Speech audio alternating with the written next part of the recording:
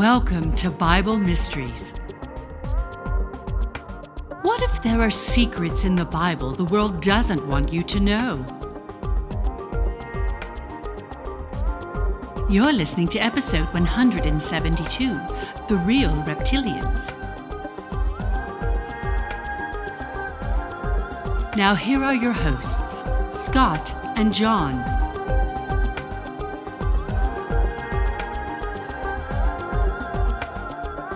Hello and welcome to Bible Mysteries Podcast. I'm Scott Michell. And I'm John Potts, and this is the show that talks about things in the Bible that the world doesn't want you to know. All right, welcome back, John. Thank you. Thanks for having me again. Yeah, you bet. Thanks for being here. We got some interesting stuff to talk about today. Okay. So we're going to dive right in, I think, let's welcome our latest seekers. Okay, I'll take care of that. So this episode is brought to us by our following new subscribers, or what you mentioned we call seekers. They are Michelle W., Kelly Joe Y., Rick P., Dan C., and Michael B., all of which came to us in August, and it looks like we're into September now, 2023. Yeah, that's great. We're catching up slowly but surely, and thank you all for subscribing. We appreciate that. And you know, John, one of the things I wanted to let our seekers know is what they're accomplishing with this subscription. By supporting us, they're able to help us reach people in such a way. And we started compiling a little list of people that have written us thanking us for what we do and the way it's impacting their lives. So I'm going to read a couple of these. This first one is from a William R., and he says, I've been an avid listener since your interview on Coast to Coast AM with George Norrie last year. Incidentally, as of this episode, I was just on Coast to Coast again this past week. Okay. So he's talking about a year ago. And he said, both my wife and I have become premium subscribers, so they're all seekers, and listen to all your Bible teachings and podcasts. Your teachings have opened our eyes and spirit that I never knew or thought of before. I praise Jesus for the gifts and insights God has bestowed upon you and your ministry. So that's a really sweet thing. Yeah. And William, we thank you for that. Thank you for being fantastic. I mean, that means the message reached him, although it did reach him through George Norrie, but then he went and started seeking out more, right, by listening to the podcast or going to UTB Now or whatever. And now he's taking it a step further by he's saying, hey, not only am I getting this information, I'm going to go ahead and subscribe so I can support this ministry so it reaches other people, which is truly what we're trying to accomplish. Yeah, almost like a pay it forward thing. Yeah.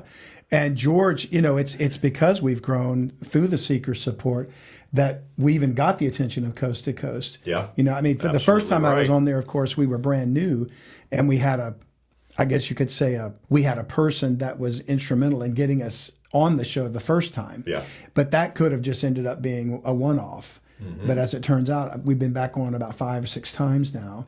And that's largely because they pay attention to the growth we've had and the people we're reaching, and they're thinking, we need to have him on again. Yeah. So that's because of what you guys are doing, our seekers especially.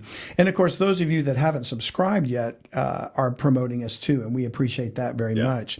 We have one more I'll share. We've got a bunch, but we're just going to do a couple each podcast. And this one says, hello, Brother Scott and Brother John. I love watching weekly Bible study and also love the podcast. You guys are doing such a great job. I pray God continues to bless you guys. And that's another wonderful sentiment that people are praying for us. That comes from Kristen G. Okay. And, you know, it's very humbling and encouraging to think about the fact that people are out there praying for us, you know. Absolutely. Because we are under attack. Well, I like the fact that Kristen mentioned me in there. Yeah, well, because you're doing all the work. All I am is the guy that sits on the sidelines and goes, yeah, and maybe adds a sentence once in a while. But I got mentioned in that. That's awesome. Yeah, but it's like I'm the brains and you're the brawn. You know, he's the muscle behind the show. So no, actually, people do write me a lot they think you're doing a wonderful job, John. Yeah. So it's not like you're just sitting there as window dressing, because you are often asking the questions that the listeners have. You know, and we even talked a little bit before we started taping about how I tend to go off and get too deep, and I'm trying to do better with that. You know, that's the preacher brain in me. But I think that you're great at saying, well, wait a minute. isn't it such and such, because you're helping it bring it back down to the level of the people that don't preach for a living, or something like that. Well, that's my hope right there, right? And I've mentioned it before on the pod or on the shows before, and if anybody is going to, I know they're praying for you to put together the content and that you'll get the message out to as many people as possible and all that. But if they're going to mention me in their prayers, it's that exact message, is that something will pop into my head. That's the question that somebody out there listening wants answered. Yeah. And that they'll, be sitting there going, well, they're listening to the show, but they're going, yeah, but what about this? And then if God will put it into my head and I ask it, then, that's what makes it all worthwhile. I guess that's what it's for. And that's what I pray about when I come down here. I'm like, first of all, don't let me say anything stupid that sidetracks the whole thing. I do that. But then the other thing is, if there's people out there that have a question, let me kind of be the voice for that side of it, the uneducated guy in the room, right? That wants to figure something out. Right. And we really are going to try better. I'm going to try better at making sure that we're reaching an audience, because our target has always been, as much as possible, to reach people that maybe have never picked up a Bible or not very familiar with the Bible, rather than seasoned Bible scholars, which we welcome them and want them to listen as well. But I sometimes forget that we're also talking to people that maybe have never cracked open the book. Yeah. And we want them to go, wow, that's in the Bible. It's funny because next week's episode is going to be our interview with this wonderful filmmaker named Ali Siadatin. And Ali, that was the week that you were out. So it's just me interviewing Ali. So you'll get a chance to hear it too, because you weren't able to hear it when he was with us on the interview. But Ali is originally from Persia and grew up in a Muslim culture, and he was like that, knew nothing of the Bible, but began to search for. He gives this amazing testimony. You're going to love how he found the Lord Jesus Christ through martial arts. And that's in Canada. He ended up in Canada. Which is interesting, because there's a lot of Eastern philosophy weaved into martial arts. So he found it through that. I look forward to hearing that. It really, and that was one of my questions, because I had the same concept, and when he explained it, I was blown away. So I don't want to spoil it for our listeners. You're going to really enjoy this upcoming episode. He's got a website called thinkagainproductions.com, but we'll have all that in the show notes for you, because he's got an excellent film about UFOs and angels that you don't want to miss. Which is really cool. I watched that show. Yeah. You don't call it a documentary. It's like a short film, but it's all factual. Yeah, absolutely. It's awesome. Yeah. It really is. And it was done a long time ago. It was one of the leading cutting edge videos at the time. So, in fact, we couldn't cover all that we wanted to. So we're going to have Ali back in a part 2. Probably, if not the next month, the following month. So you look for him in February, and then we may have him back in March as well. Okay. I got a quick question before you jump in. Sure. Real quick. So you started doing like a live stream on a Thursday night once a month, right? Am I correct there?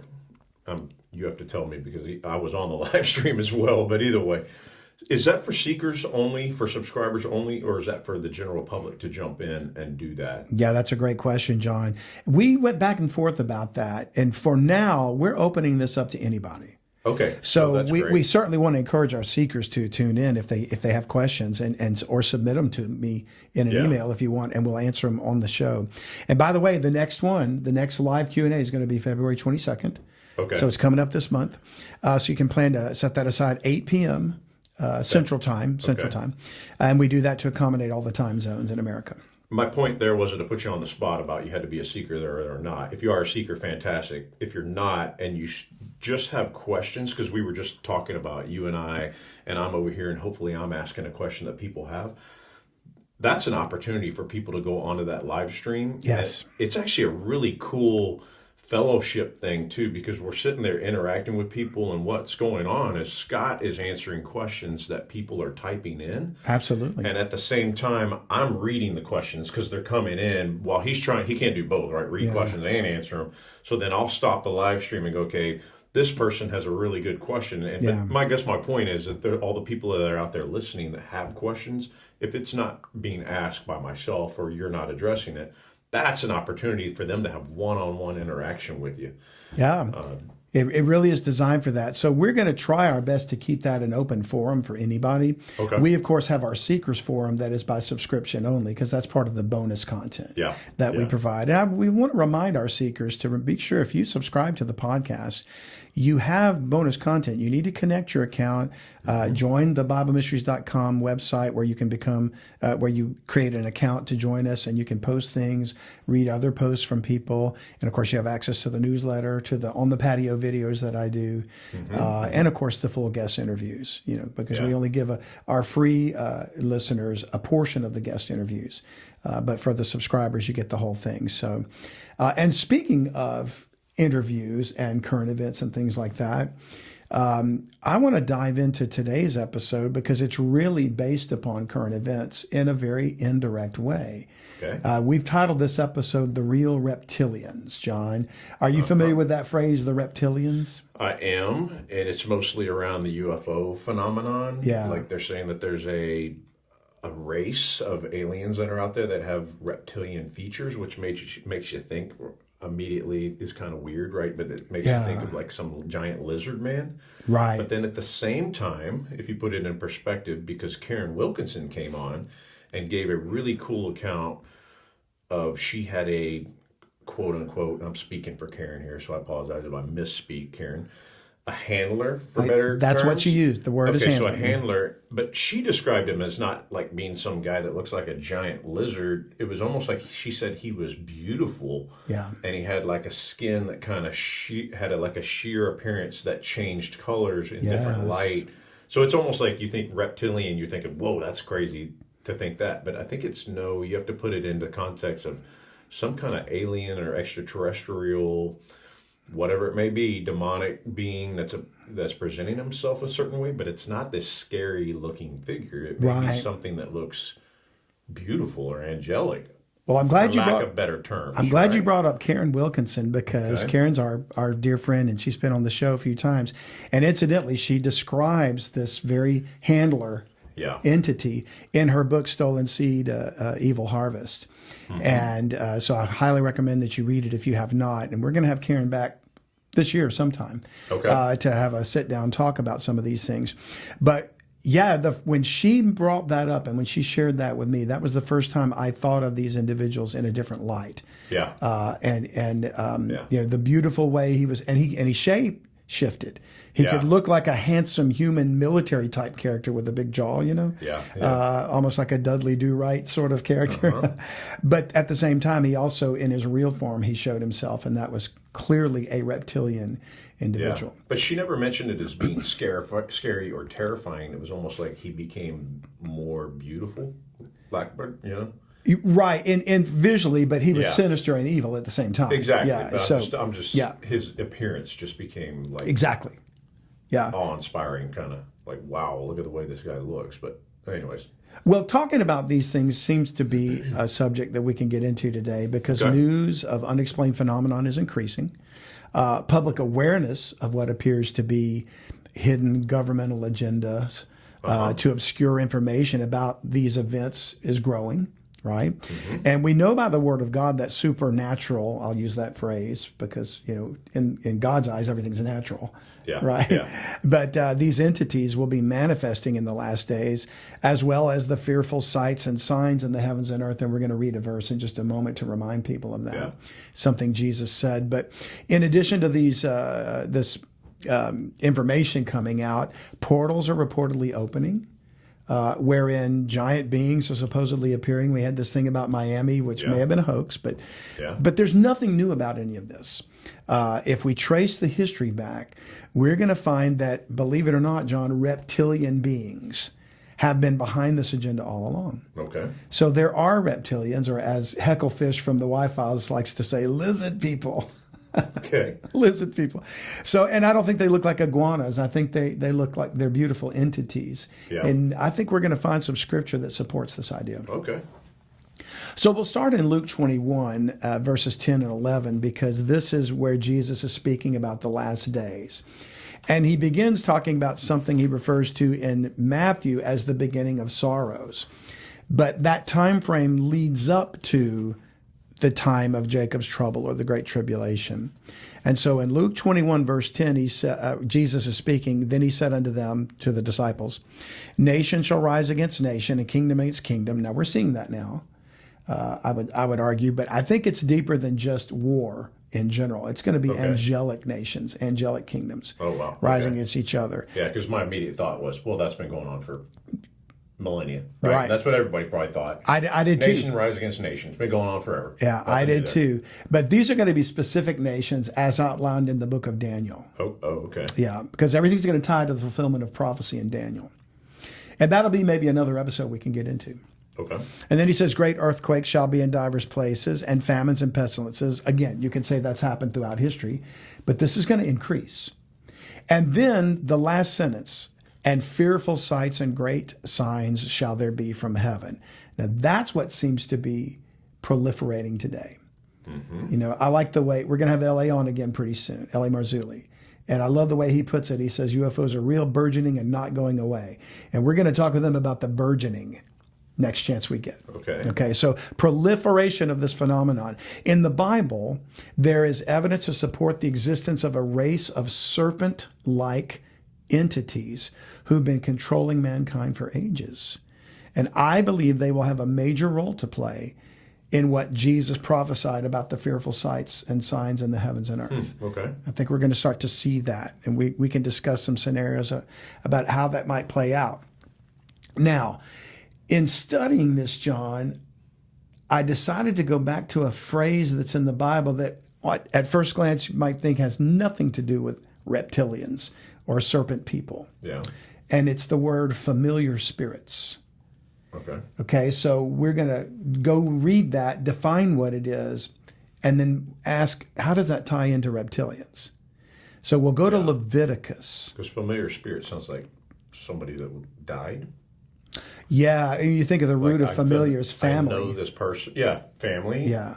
Like, whatever, my great uncle died, and now I see him or something like that. I'm familiar with him.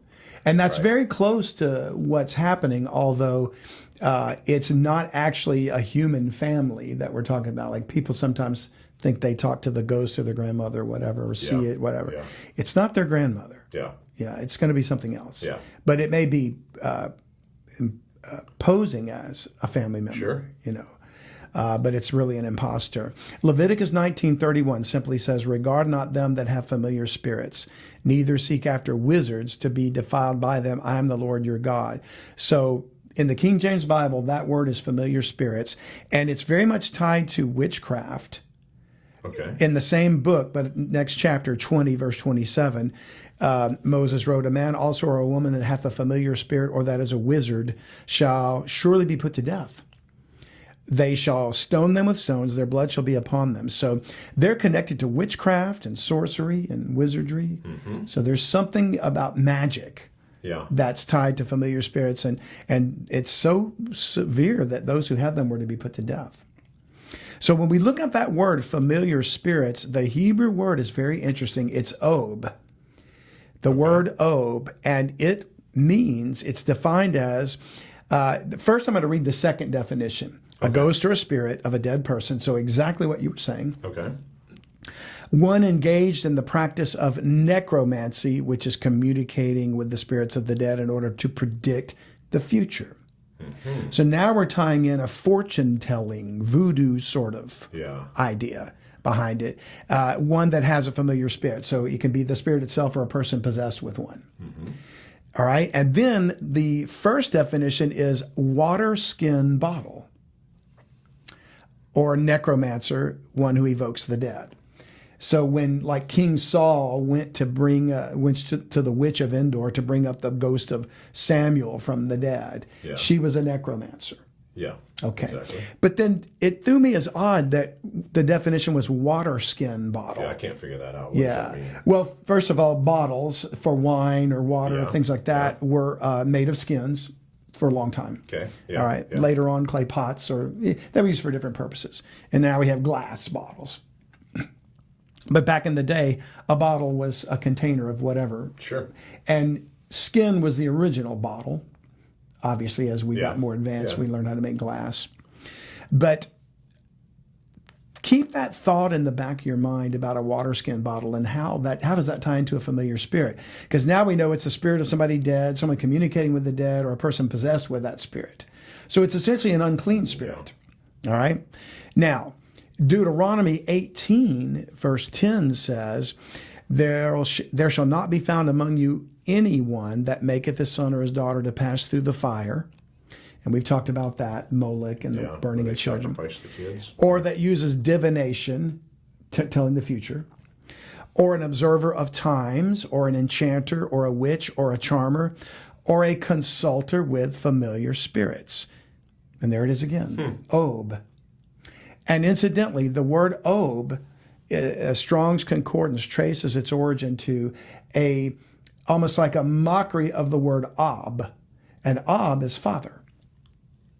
Okay. So Ob is like father with like you're disguising your voice somehow to say it. Instead of Ab, it's Ob. And so it's almost implying that these are ungodly fathers. And I think what we're going to find is we're talking about the dead spirits of the Nephilim giants. Okay. They're those fathers. Yeah. The ones that the wicked want to come back, or the wicked one. And we know those are the devils. Yeah. Or the demons, the unclean spirits. The disembodied spirits of the giants are the demons that occur throughout the scriptures. Now, he goes on to say, for all that do these things are an abomination unto the Lord, and because of these abominations, the Lord thy God doth drive them out from before thee. And he was talking about when you go into the land of Canaan, the Lord used Israel to drive the inhabitants of the land of Canaan out because there were giants there, the Rephaim, the descendants of the giants or some other form of giants from the Nephilim. So recall that their ancestors died in the flood of Noah. Yeah. And that's how we got the devils, the demons. Now, the Strong's Concordance entry for the Hebrew word Ob goes on to explore the etymology or the origin of the word Ob, the word familiar spirit. It's a soothsayer who evokes the manes, and manes, manes is an old word for spirits. Okay. A soothsayer who evokes the manes of the dead by the power of incantations and magical songs in order to give answers as to future or doubtful things.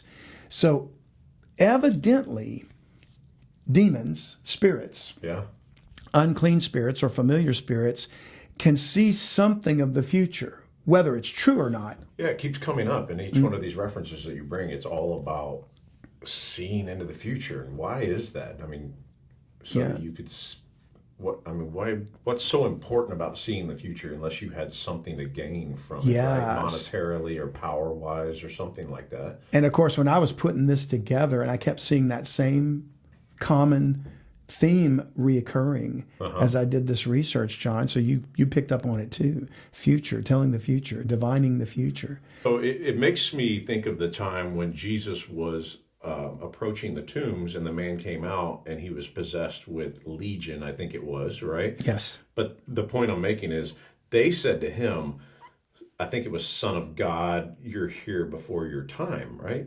Something along those lines. I'm obviously butchering it, right? But they knew the future. You're close. Somewhat, he said, have you come to torment us before the time? The time, yeah. So they knew a time, a date of judgment. They were obviously like, you're not supposed to be here yet. Right. Kind of is what they were saying. Yes.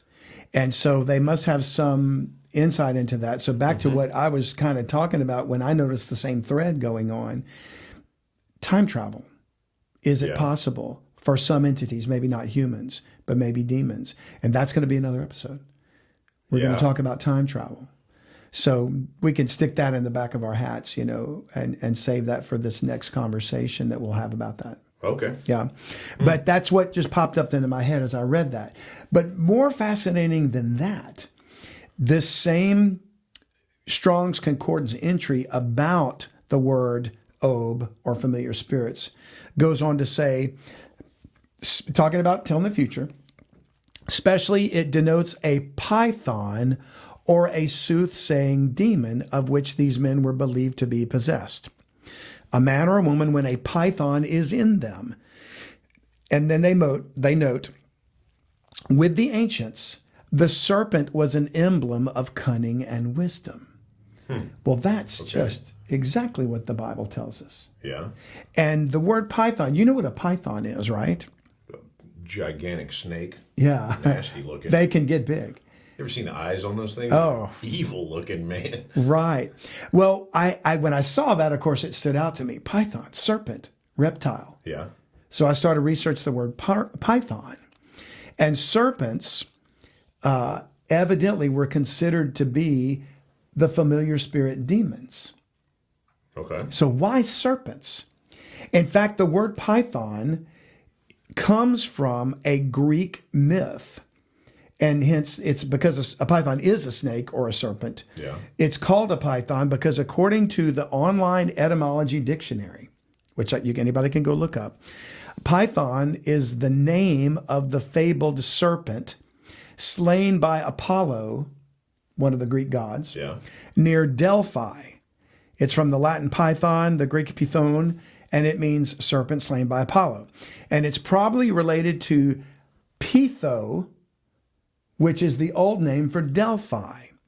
Okay. Now, Delphi is important because throughout pagan religious practices, there was something called the Oracle of Delphi. You might have even heard of that phrase. I'm not sure. I had heard of it, but I had no knowledge of what it was, But the Oracle of Delphi is often referring to somebody that has this wisdom of things that are going to come to pass. Okay. I think they call Warren Buffett the Oracle of Omaha. Okay, because you can predict stocks or something? Yeah, okay. And it's a play on the Oracle of Delphi. Gotcha. Okay. But the Oracle of Delphi was a necromancer, said to predict the future by means of familiar spirit that dwelt in the temple of Pytho. So Pytho, python, serpent, there's a connection there, right? Familiar spirits are tied to serpents. So then you got to figure, well, why?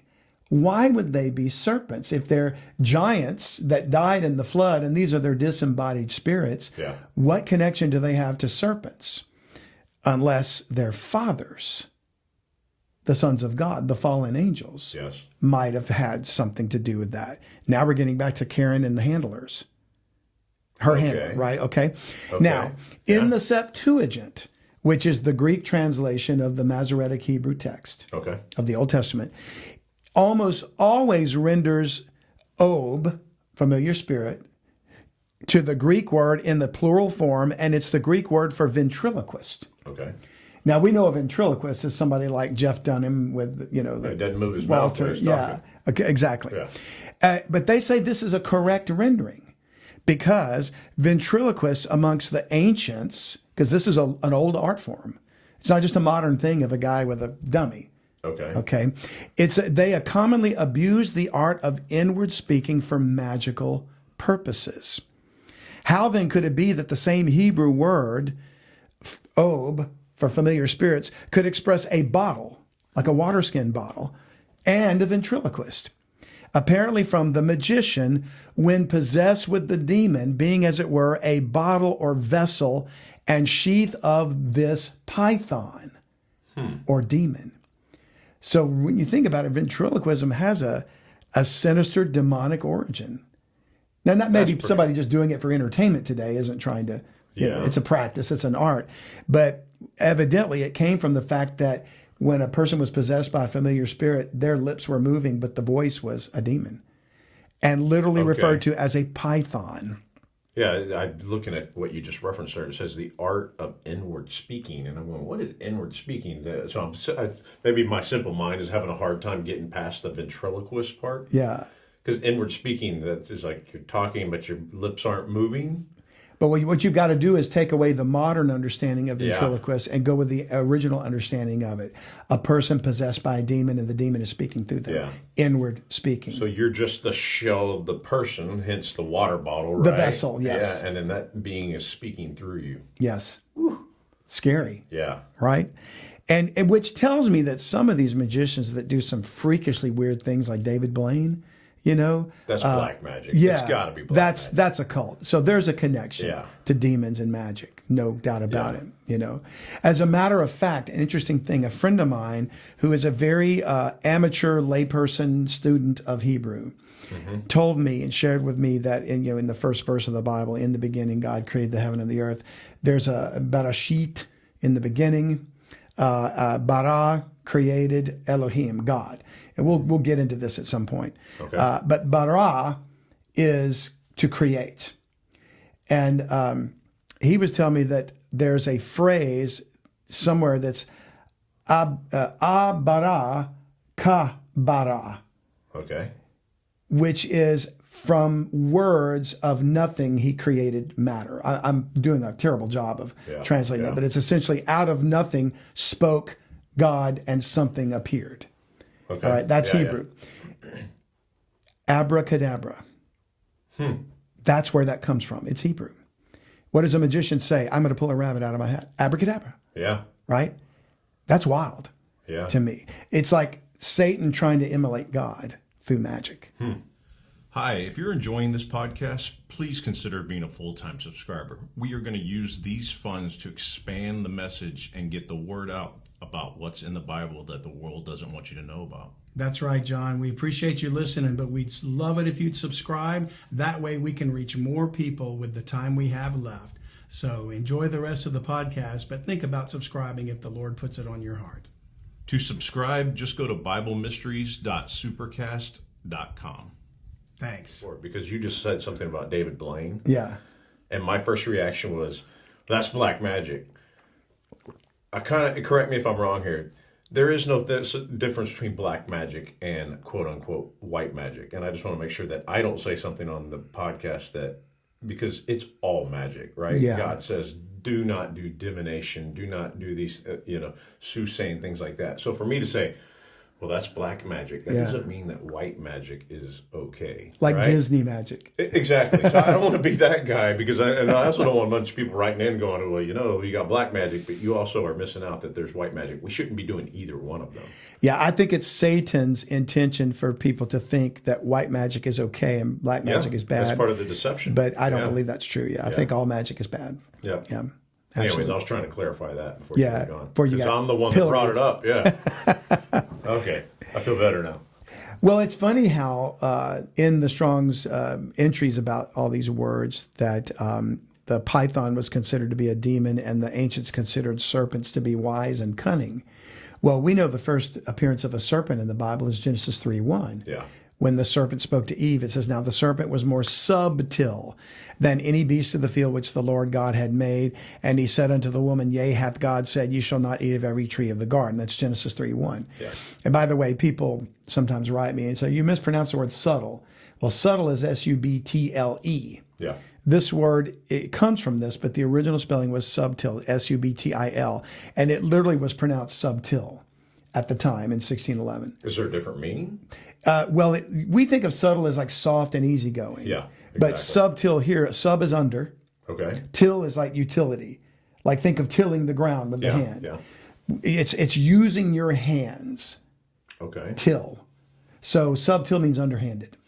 Okay. Yeah, sneaky, cunning, or crafty, right? Well, this serpent is literally the devil. We know that from Revelation 12, verse 9. And the great dragon was cast out, that old serpent called the devil and Satan, which deceiveth the whole world. He was cast out into the earth, and his angels were cast out with him. That's a future passage that hasn't occurred yet. But Satan is the original serpent. The Bible ties him back to that. Or dragon. Now, why is he referred to as a dragon if he was created as a cherub? We know with Lucifer, the anointed cherub, the king of Tyrus, was a cherub. But he's called the great dragon, that old serpent called the devil. So it started making me think, why a dragon? Well, what if he originally was a reptilian being, a beautiful, glowing, gorgeous reptile entity, like something else in the Bible that is clearly a godly thing, and they're called seraphim. Okay. You ever heard that phrase, seraphim? I have. I've never affiliated it with a serpentine or reptilian being. Yeah. Well, here's the fun part. Okay. So the prophet Isaiah saw angelic beings called seraphim who were in the service of God in heaven. They dwelt before the throne of God, and they had access to the altar in heaven. Okay. And in Isaiah chapter 6, verses 1 through 3, he writes, in the year that King Uzziah died, I saw the Lord sitting upon a throne, high and lifted up, and his train filled the temple. Train is not like a locomotive. Train has to do with the garment and his attendants and whatever. Above it stood, think of the train of like a wedding gown. Yeah. That's one example. Above it stood the seraphims. Each one had 6 wings. With twain or two he covered his face. With twain he covered his feet. And with twain he did fly. And one cried unto another and said, Holy, holy, holy is the Lord of hosts. The whole earth is full of his glory. Now, so I had to look up the word seraphims. And it's the Hebrew word seraph. Okay. Seraph, and it's a serpent, a fiery serpent, a poisonous serpent, fiery from the burning effect of poison. And seraph or seraphim are majestic beings with 6 wings, human hands or voices, and attendance upon God. So we just read that. So seraphim are serpent-like beings. So are you saying then that there's, God obviously created all kinds of beings. So yes. These seraphim are serpent-like beings, and that Satan was one of them, and then he had the fall. So then that's where we started the whole, what you're talking about? I think so. Now, Satan was never called a seraphim. He is called a cherubim or cherub. Yeah, exactly. Okay. But perhaps they too have a serpent-like quality to them. Wow. Okay.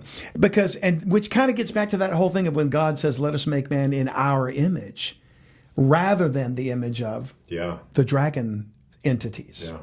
And God made it man, and so we look more like God, like Jesus Christ would have, because he's the express image of his person. Now, these seraphim, I'm going to contend that maybe they're not all good, like you said. Yeah. Satan was a cherub and he rebelled. Maybe some of the seraphim rebelled with him. And maybe both cherubim and seraphim are serpent-like in their appearance.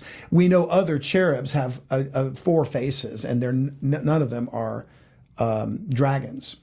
Well, it kind of makes sense. I mean, I've often thought about this throughout my entire Christian life, how Satan had the ability to convince 1/3 of the angels to rebel against God. And I've thought, man, that is just crazy that they would even think that is possible, that they can pull that off, right? Right. Well, if there's different levels of angelic beings, right? And obviously these seraphim, if they're at the altar of God, they're probably pretty high up in the hierarchy. I would say they're the highest created beings. Yeah, so Seraphim. You're not going to convince a bunch of guys who are low down on the hierarchy, who are just, whatever, the worker bees in heaven, because I don't have good terminology. That works. You're going to go get the guys that are surrounding God and his altar. If you can convince them, if they have enough pride in their heart and they say, you know what, we can actually pull this off.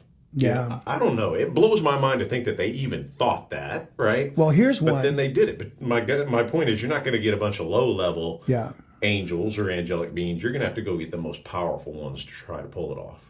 Well, here's one that, since you just said that, it put a theory in my head. The serpent, when he appeared to Eve, said, if you eat this fruit that God forbade you not to eat, you shall be as gods. True. Knowing good and evil. Small g. Yeah. So the idea was you can be like us, gods. Yeah. You will go from where you are now to a higher level of intelligence and of existence. You can have this grandeur of the gods, if you will. What if the anointed cherub, Lucifer, when he rebelled, so, and like I said, a cherub in the book of Ezekiel has 4 faces of a man, an ox, a lion, and an eagle. Not a reptile.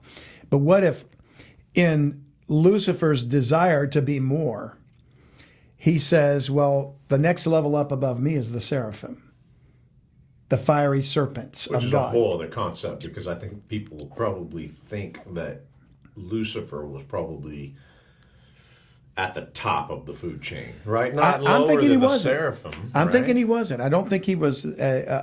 But he was the most beautiful, is the way he's described in the Bible. It just says he was the sum of wisdom, perfect in beauty. Perfect in all his ways, right? Until sin was found in him. Right. So what if, in his attempt to ascend, he changed form to become a seraphim? Or he did something to genetically manipulate himself. I mean, they've got this advanced technology. Yeah, so maybe he did. And other cherubs did it too, other dragon princes. There's 7 heads to the dragon, to the beast of Revelation 13. Okay. So could there be 6 other? This gets back to Timothy Alberino in his book Birthright. And could there be other dragon princes who were either seraphim that rebelled, or could they have been cherubs that tried to advance into another level that they weren't created for? And therefore they became dragons, seraphim-like, but distorted because of evil and what have you, instead of being the true seraphim. And so it seems to be like changes in these angels are possible, because the Bible says that the devil is transformed into an angel of light. So they seem to be shape-shifting entities of some kind. And there's evidence for that in Revelation 9. Wow. Notice there's going to be some serpent-like entities that come out of the bottomless pit.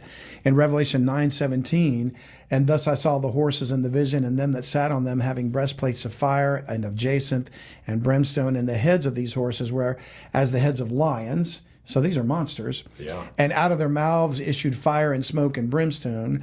By these 3 was the third part of men killed, by the fire and by the smoke and by the brimstone, which issued out of their mouths. For their power is in their mouth and in their tails. For their tails were like unto serpents, and had heads, and with them they do hurt. And so there's something serpent-like about these horse creatures that come out of the bottomless pit. And also in verse 10, there are these locusts that come out. And it says they had tails like unto scorpions, and there were stings in their tails in Revelation 9, 10, and 11. And their power was to hurt men 5 months. And they had a king over them, which is the angel of the bottomless pit, whose name in the Hebrew tongue is Abaddon, but in the Greek tongue, catch this, hath his name Apollyon. Apollo, who defeated the Python at Delphi.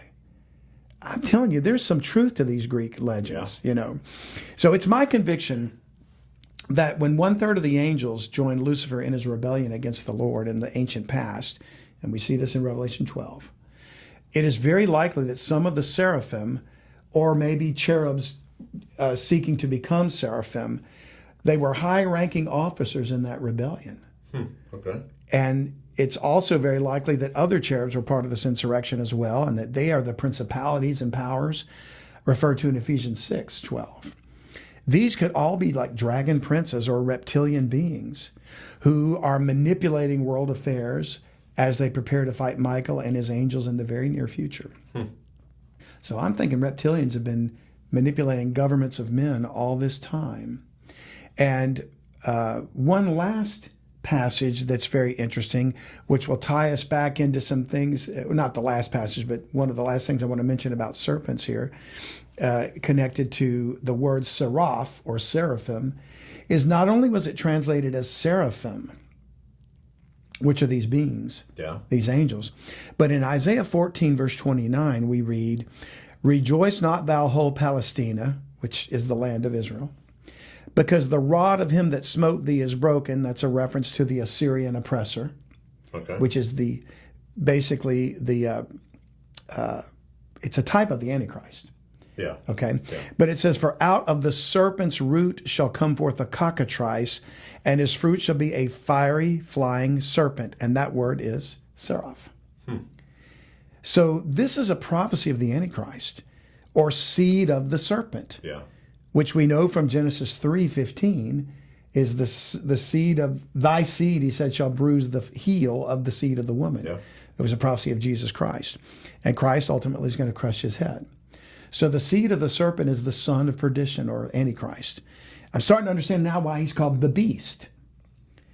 The Antichrist. Yes. Because a beast is not human. He's part human, but he's something else. The son of perdition will be a hybrid human dragon entity fathered by the serpent himself. A Nephilim in every sense of the word, but fathered by a reptilian dragon. And potentially able to shapeshift too. Possibly. Certainly the dragon could. Whether or not their offspring could, I don't know. But it's my conviction that the fallen angels, or at least those in command or in high rank with the dragon, they are seraph-type beings. If not seraph themselves originally created, they maybe were cherubs that were trying to raise their level. Okay. And join the ranks of them, and therefore they're reptilians, like I said, in every sense of the word, who likely can change their form at will. Since we know his ministers can be transformed as the, ministers of righteousness. Yeah. Transformed is the word there. And what's really interesting, and this will be the last passage, that when Jesus scolded the religious leaders of Israel who did not believe on him, in Matthew 12:34, he said, O generation of vipers, how can ye, being evil, speak good things? For out of the abundance of the heart the mouth speaketh. Now, several times Jesus referred to the religious leaders as vipers or serpents. And he also said, you are of your father the devil. Yeah. Which ties us back to the python and these demonic entities. Evidently, I'm beginning to think that the Nephilim giants were fathered by angels that were maybe reptilians. That could shapeshift, right? Probably presented themselves as some pretty good-looking guys to the women on Earth. Like the handler. Yeah. That Karen writes about, Karen Wilkinson. So there's a reason Jesus called the religious leaders vipers. He wasn't just trying to be insulting. Yeah. Vipers are poisonous serpents. And the doctrine of the Pharisees and Sadducees was indeed poison. We talked about that in the Song of Moses. They were just as possessed by demons as the Oracle of Delphi, resisting the truth of Christ. They had pythons in them. The unclean spirits of the Nephilim dwelt in the leaders of Israel to mislead the people of Israel and oppose the Son of God. And they're going to do it again.